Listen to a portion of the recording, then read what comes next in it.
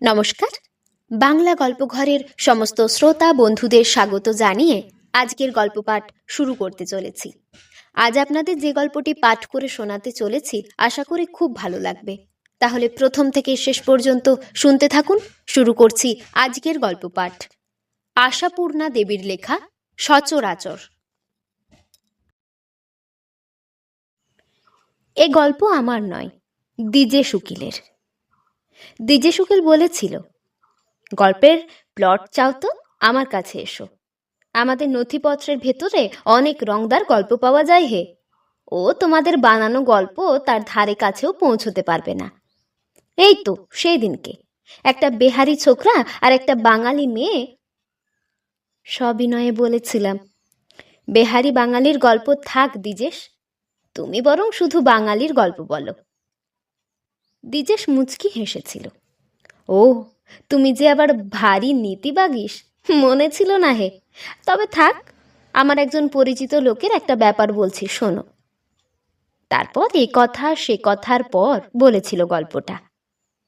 গল্প তো নয়, সত্যি ঘটনা, শুধু নাম ধামটাই পাল্টে বলেছে। মাঝারি গোছের একটা মফস্বল শহরে ছিল ওরা। ধরে নাও শৈলেন আর সরয়ু, নিঃসন্তান দম্পতি।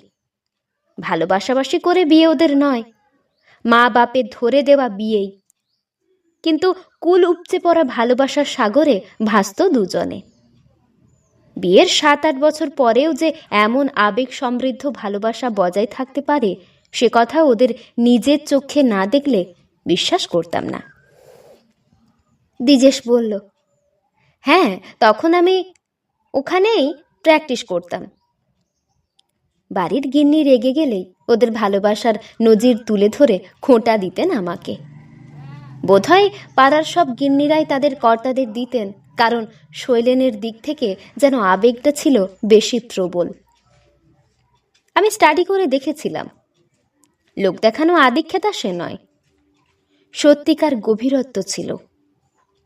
একবার বুঝি সরয়ু ওর বোন নাকার অসুখ শুনে কলকাতায় চলে এসেছিল 4-5 দিনের জন্যে। শৈলেন কাজের খাতিরে আসতে পারেনি।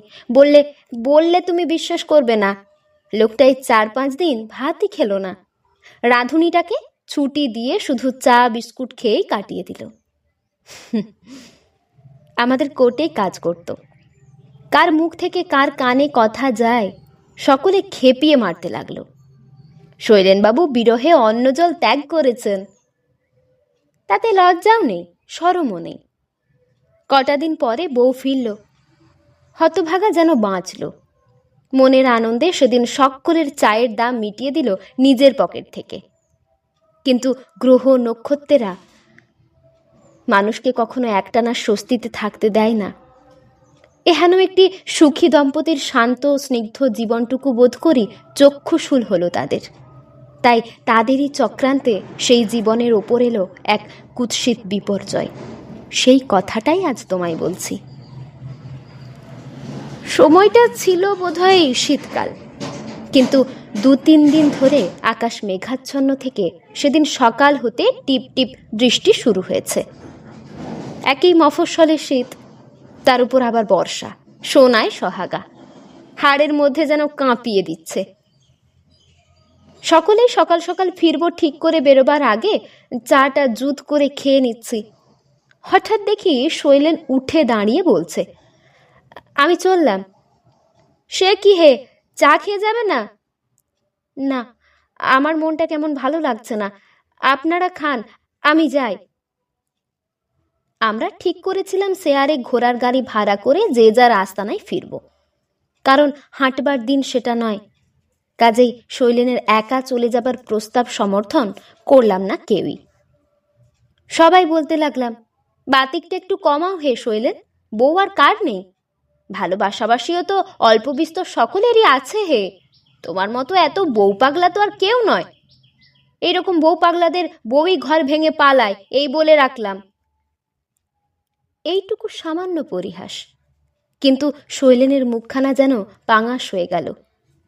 চুপ করে বসে থাকলো একখানা চেয়ারে, কিন্তু মনে হতে লাগলো কে যেন ওকে এখানে বেঁধে রেখেছে। মুখে আসছিল বলি, শৈলেনের দেহটাকে তো আটকে রাখা হয়েছে, কিন্তু বেচারার দেহাতীত আত্মাটি বোধ হয় আনারবাগের সেই ছোট্ট হলদে একতলা বাড়ির খানায় পৌঁছে গেছে এতক্ষণে। বললাম না, বয়সে বড্ড তফাত, তাছাড়া পদমর্যাদায় তো তফাত আছেই বিলক্ষণ। ও হলো কোর্টের কেরানি। যাই হোক, আমাদের আড্ডা ভাঙল। দুটো গাড়ি নিয়ে পাড়া বুঝে গাড়ি ভর্তি করা হলো। শৈলেন আমার পাড়ার, ও আছে আমারই পাশে। আরও কে কে যেন ছিল। বেলা বোধ করি তখন 3:30। বৃষ্টিটা ধরেছে, কিন্তু আকাশ থমথমে অন্ধকার। পথে জনমানবের চিহ্ন মাত্র নেই। গাড়িটাও চলছে ঢিকিয়ে ঢিকিয়ে। ঘোড়াটার ওপর মায়া করে কিছু বলছি না। হঠাৎ যেইমাত্র গাড়ি আনারবাগের কাছাকাছি এসে মোড় নিয়েছে, দেখি একটা ঝিগোছের মেয়ে লোক শখের যাত্রা তারকা রাক্ষসীর মতো দুহাত তুলে চেঁচাতে চেঁচাতে ছুটে আসছে। সঙ্গে সঙ্গে শৈলেনও কিরকম যেন একটা চিৎকার করে চলন্ত গাড়ি থেকে নেমে পড়ল। বলা বাহুল্য, গাড়িও থামল। ব্যাপার কি হে? আমার বাড়ির ঝি। ততক্ষণে ঝিটা কাছে এসেও গেছে। ঝিটার অসংলগ্ন হাউ হাউ থেকে পাঠোদ্ধার করে যা বুঝলাম তা হচ্ছে এই যে, সে যথারীতি কাজ করতে এসে দূর থেকে দেখেছিল দরজাটা হাট করে খোলা। এই অসাবধানতার জন্যে মনিব গিন্নিকে বকবে বলে যেই তাড়াতাড়ি ঢুকেছে, দেখে দরজার কাছেই গিন্নি আর অদূরে একটা ডাকাতের মতো দেখতে দস্যি জোয়ান লোক মরে পড়ে আছে। মাথাটা তার একদম চৌচির, রক্তে ভেসে যাচ্ছে উঠোন। ঝিটা বলতে বলতে দুহাতে চোখ ঢেকে ঢেকে বলে, বাবু গো, সে কি দৃশ্য! আশ্চর্য, এই জন্যেই কি শৈলেন অমন আনমনা হয়ে উঠেছিল? তাই কি ওর মন বলছিল কিছু একটা ঘটছে? আশ্চর্য। যাই হোক, সে দৃশ্য আমরাও দেখলাম। ঘটনাটা বুঝতে বিশেষ অসুবিধে হলো না। শৈলেনের স্ত্রী অজ্ঞান হয়ে থাকা সত্ত্বেও অনুমানেই বোঝা গেল। বদমাইশটাকে চিন্তামন আমি। দ্বিজে শুকিল হাসল। দুনিয়ার যেখানে যত বদমাইশ আছে তাদেরই তো চিনেছি জীবনভর। জগতে যে কোথায় কোন ভালো লোক আছে এ আর আমার বিশ্বাস হয় না। কি বলছিলাম? কি যেন নাম ছিল লোকটার, মনে নেই। বিড়ি পাকানো ছিল তার পেশা, অবশ্য ওটা বাইরের। ভেতরের পেশার খবর ছিল আমাদের খাতায়। ওর বহু দুষ্কর্মের ইতিহাস সযত্নে তোলা ছিল সে খাতায়। সে যাক, শাস্তিটাও পেয়েছে তেমনই শোচনীয়। জ্ঞান হতে সরসু বলল, বসে থেকে থেকে শীত ধরে যাচ্ছিল বলে ভেবেছিল কাঠের উনুন জেলে একটু চা তৈরি করে খাবে। ঘর থেকে বেরোতেই দেখে পাঁচিল টপকে উঠোনে নামছে লোকটা। দেখে বুকের রক্ত হিম হয়ে গিয়েছিল তার, আর ভয়ঙ্কর একটা ভয়ে কাণ্ডজ্ঞান শূন্য হয়ে দালানে দাঁড় করিয়ে রাখা বাটনা বাটা শিলের মোটা নোড়াটাকে দুটো হাতে ধরে ছুঁড়ে মেরেছিল লোকটার মাথা লক্ষ্য করে। তারপর ওর চৈতন্য জগতে আর কিছু ছিল না, শুধু জ্ঞান শূন্যতার একটা ধোঁয়াটে অন্ধকারের মধ্যে ঝলসে উঠেছিল একটা রক্তের ঢেউ। দরজা খুলে ছুটে পালিয়ে যাবার চেষ্টা যদি সে করে থাকে, অজ্ঞানেই করেছে। তারপরে বুঝতেই পারছো। দ্বিজে শুকিল বলে, দিন দুপুরে খুন, তা আবার খুনি একটি 26 বছরের তরুণী। ছোট্ট মহকুমা শহরটা যেন ভীতশুদ্ধ দুলতে লাগলো। ভেবেছিলাম এ খুনকে খুন বলে গণ্য করা হবে না, তাছাড়া আমরা আছি। কিন্তু কে জানতো একটা বদ স্ত্রীলোক হতভাগাটা স্ত্রী বলে পরিচয় দিয়ে মামলা লড়বে। আর কিছু নয়, উকিল মুন্সেফের কারসাজি। ওই করতেই তো আছি আমরা। আগুনকে নিভিয়ে দিই না, ইন্ধন দিয়ে জাগিয়ে রাখি। যাই হোক, সেই শয়তানি যে মুরগির ডিম বেচত তা জানতাম না। ও এই বলে মামলা ঠুকল। ডিমের দর করতে সরসু নাকি ওর স্বামীকে ডেকেছিল। দরে বনেনি বলে রাগের বশে হাতের কাছে যা পেয়েছে ছুঁড়ে মেরেছে। এতক্ষণে আমি একটা কথা বলি, এমন গল্পও আদালতে ওঠানো যায়? আদালতে? হেসে ওঠে দ্বিজেশ। আদালতে যে রকম গল্প ওঠানো যায় সে তোমাদের গল্প লেখকদের ধারণার বাইরে, কল্পনার সীমা থেকে অনেক অনেক দূরে। তা নইলে আর এদের এই হাস্যকর গল্প হাইকোর্ট পর্যন্ত গড়ায়? উফ, সেই মামলার সময় যদি শৈলেনকে দেখতে, যেন উন্মাদ, পাগল। হাজার রকম কথা কানা ঘুষোয় শুনতে পাচ্ছে। কেউ বলছে ফাঁসি হবে, কেউ বলছে দ্বীপান্তর হবে, কেউ বা কমিয়ে বলছে অন্তত ৫-৭টি বছর তো জেল। দিশেহারা শৈলেন কেবল আমাদের হাতে পায়ে পড়ছে। যে করে হোক সরসুকে বাঁচাতে হবে। শুধু প্রাণে বাঁচাই নয়, মান সম্ভ্রম নিয়ে ৫ জনে কথা বলেছে। সরসু মরমে মরে আছে। এ আরও সহ্য করতে পারছে না শৈলেন। কেবল বলে, আদালতে বলবো আমি খুন করেছি। আরও অনেক পাগলামির কথাই তো বলে। অবশ্যই মাথার ঠিক থাকা শক্ত ছিল। সত্যি বলতে, খুনি স্বামীকে বাঁচাতে স্ত্রী প্রাণপাত করে লড়েছে। এ কেস হামেশাই আমাদের হাতে আসে, কিন্তু এরকম উল্টো কেস কোনো ভদ্র ঘরে, তাও রাজা জমিদার নয়, স্রেফ মাছি মারা কেরানির ঘরে বড় একটা দেখা যায় না। যাই হোক, শৈলেনের ব্যাপারটায় এমন কিছু বাহাদুরি ছিল না। যে কোনো স্বামী এক্ষেত্রে ভিটে মাটি বেচে কাবুলিওয়ালার কাছে ধার করে যে প্রকারে হোক মামলা লড়তই। শৈলেনও তাই করেছে, তার বেশি কিছু করেনি। অধি কিন্তুটা হচ্ছে তার মরিয়া অবস্থাটা। বেশ বোঝা যেত দরকার হলেও সরস্বর জন্যে নরকে যেতে পারে, বৈকুণ্ঠে পর্যন্ত ধাওয়া করে আসতে পারে। আড়ালে ছেলে ছোকরারা ঠাট্টা করে বলতো মদ্দা সাবিত্রী। কথাটা সত্যি। সাবিত্রীর মতোই বোধ করি জীবন পণ করে এসেছিল সে। বিপদের মুখ থেকে, দুঃখের মুখ থেকে, অপমানের মুখ থেকে স্ত্রীকে রক্ষা করতে সে সব করতে প্রস্তুত। সরসুকৃত এই খুনটাকে অবশ্য কেউই ঘৃণার চোখে দেখেনি, পাড়া পড়শি মহিলা পর্যন্ত না। ওভাবে বিপদমুক্ত না হলে সরসুর কি সর্বনাশ ঘটতে পারত সে কথা ভেবে শিউরে উঠেছে সবাই। তাই তার কাজের সমর্থন না করে পারেনি কেউ। এ তো আর নরহত্যা নয়, আত্মরক্ষা, আত্মার সম্ভ্রম রক্ষা। আমার গিন্নি কথা উঠলেই বলতেন, ভাগ্যিস হাতের কাছে পাথরটা ছিল, অর্থাৎ এটা সরয়ের পক্ষে ভাগ্যের কৃপায়। জামিনে খালাস ছিল সরসু। মামলা হাইকোর্টে উঠতে কলকাতায় আসতে হলো। যেদিন আদালতে তার ডাক পড়ত, ও পক্ষের জেরার মুখে পড়তে হতো, সেদিন যদি শৈলেনের যন্ত্রণা দেখতে, খালি ছটফট করতো আর বলতো, দ্বিজেস্তা ও মরে যাবে, ও নিশ্চয়ই মরে যাবে, এত লাঞ্ছনা সয়ে ও আর বাঁচবে না। আর সরসু? আমি বলি, তার আবার উল্টো ব্যথা।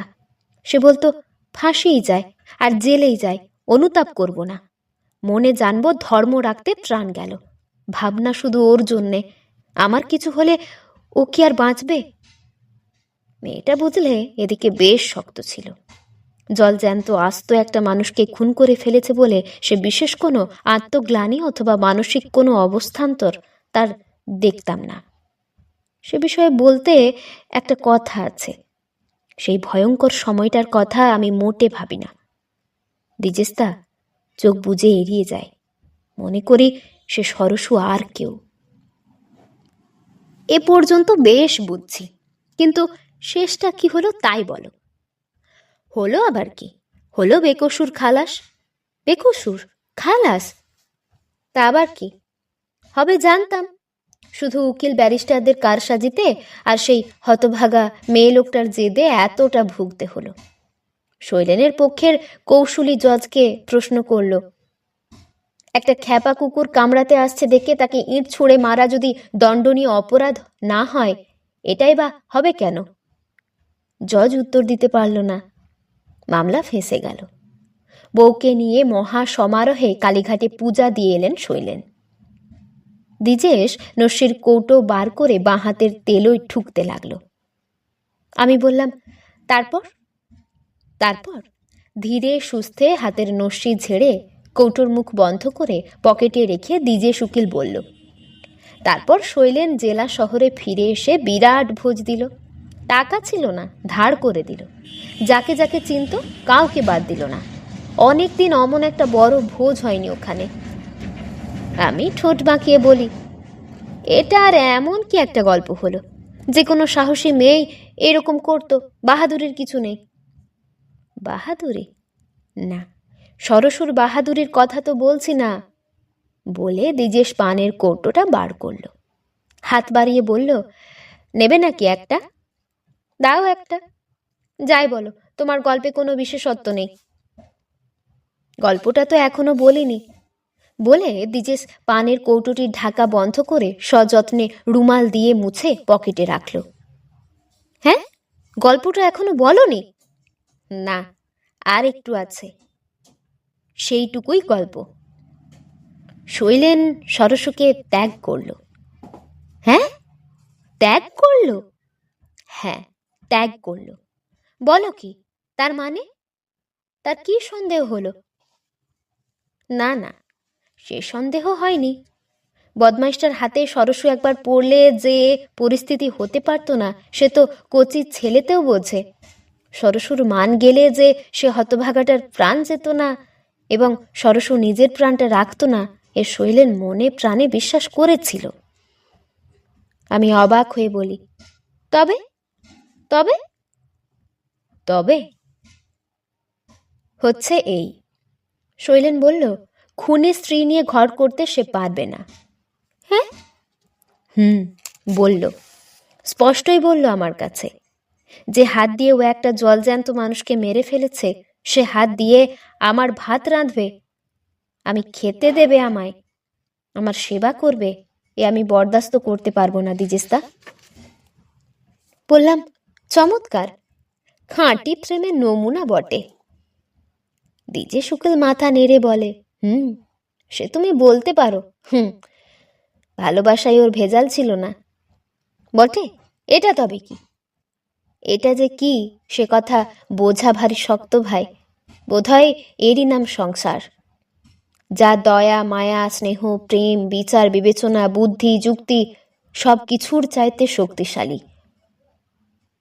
তোমার একথা আমি স্বীকার করি না। লোকটা পাষণ্ড, কিন্তু মামলা তো চলছিল অনেক দিন ধরে। এ যাবৎ করছিল কি? স্ত্রীর মুখ দেখছিল না?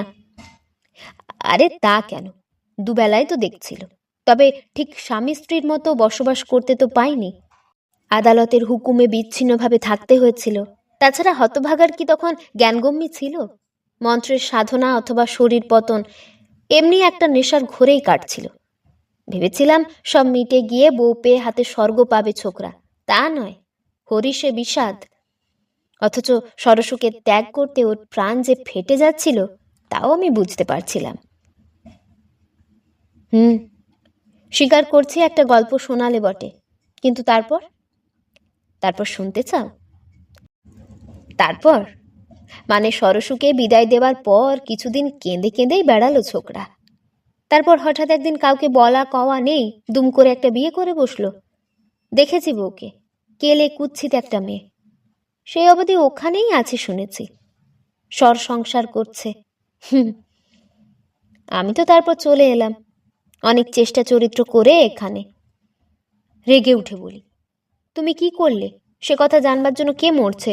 সরসু কি করলো তাই বলো। দ্বিজে শুকিল আর একবার নসির কৌটো বার করে হাতের তেলই ঠুকতে ঠুকতে বলল, সে আমি কেমন করে বলবো? আমি তো তার গার্জেন নই যে কি করলো আমায় বলতে আসবে। বেঁচে আছে কি মরে গেছে, বেঁচে থাকলে কোথায় আছে সে খবর কে রাখতে যাচ্ছে বলো? যাদের যত কেস হাতে আসে, তাদের বাকি জীবনের সুখ দুঃখের ভাবনাও যদি ভাবতে হয়, তাহলে তো আর করে খেতে হয় না। হয়তো মেয়েটা বেঁচেই আছে, ভাই ভাজের সংসারে দাসী বৃত্তি করে খাচ্ছে। হয়তোবা সে আশ্রয়ও জোটেনি, পথেই নামতে হয়েছে। যদি শুনি পরের বাড়ি ঝিগিরি করে খাচ্ছে, তা আশ্চর্য হব না।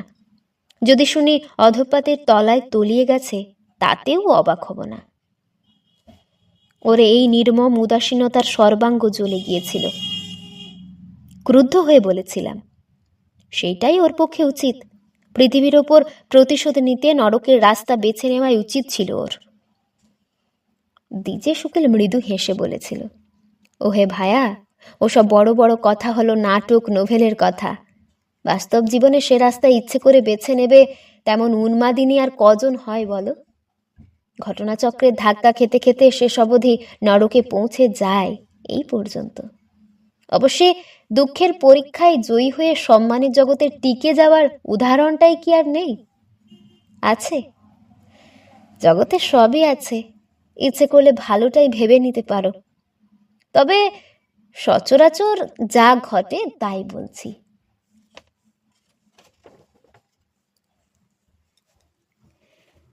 এতক্ষণ শুনছিলেন আশাপূর্ণা দেবীর লেখা সচরাচর গল্পটি। এই গল্পটি আপনাদের কেমন লাগলো তা আমাকে অবশ্যই কমেন্টের মাধ্যমে জানিয়ে দেবেন। যদি ভালো লাগে তাহলে লাইক এবং সাবস্ক্রাইব করে আমাদের পাশে অবশ্যই থাকবেন। আবার দেখা হবে পরের কোনো একটি গল্প নিয়ে। ততক্ষণ পর্যন্ত আপনারা ভালো থাকবেন, সুস্থ থাকবেন, সাবধানে থাকবেন। নমস্কার।